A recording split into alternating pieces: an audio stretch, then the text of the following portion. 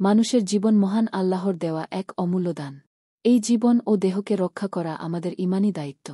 কিন্তু দুঃখজনকভাবে অনেকেই এমন কিছু অভ্যাস গড়ে তোলে, যা ধীরে ধীরে শরীর, অর্থ এবং সমাজ সবকিছুকেই ক্ষতির মুখে ঠেলে দেয়।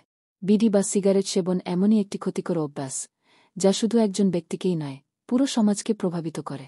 ইসলামের আলোকে আমরা যদি এই বিষয়টি বিশ্লেষণ করি, তাহলে স্পষ্টভাবে দেখা যায়, বিড়ি খাওয়া শুধু স্বাস্থ্যহানিকর নয়, বরং গুনাহর কাজ হিসেবেও পরিগণিত।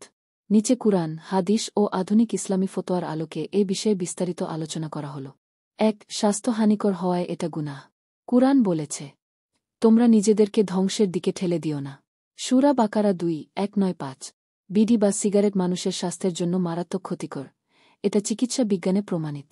তাই শরীর নষ্ট করার ইচ্ছাকৃত মাধ্যম হিসেবে এটি হারাম বা কমপক্ষে মাকরুহ তাহরিমি, হারামের কাছাকাছি গুনাহ হিসেবে ধরা হয়। ২. অর্থ ও সময়ের অপচয়। বিড়িতে টাকা খরচ করা মানে মূল্যবান সম্পদের অপব্যবহার। কুরআনে বলা হয়েছে, নিশ্চয় অপচয়কারীরা শয়তানের ভাই। সূরা বনী ইসরাইল ১:৭-২-৭। ৩. সমাজে কুপ্রভাব ফেলে। অনেকে একে দেখে শিখে ফেলে, বিশেষ করে কিশোর ও তরুণরা। তাই এটি সমাজে গুনাহ ছড়ানোর মাধ্যম হয়। আধুনিক ফতোয়া। বিভিন্ন দেশের ইসলামী স্কলাররা এবং ফিকহ বোর্ডগুলো, যেমন সৌদি আরব, মিশর, ভারত, বাংলাদেশ, অনেকেই বলেছেন, বিড়ি বা ধূমপান সম্পূর্ণরূপে হারাম, কারণ তা নিজেকে ধ্বংস করা, অপচয় ও কুপ্রভাবে নেতৃত্ব দেয়। সার কথা। বিড়ি খাওয়া ইসলামে গুনাহের কাজ।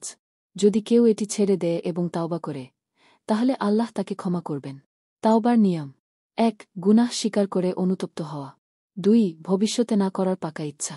৩. গুনাহ থেকে দূরে থাকা।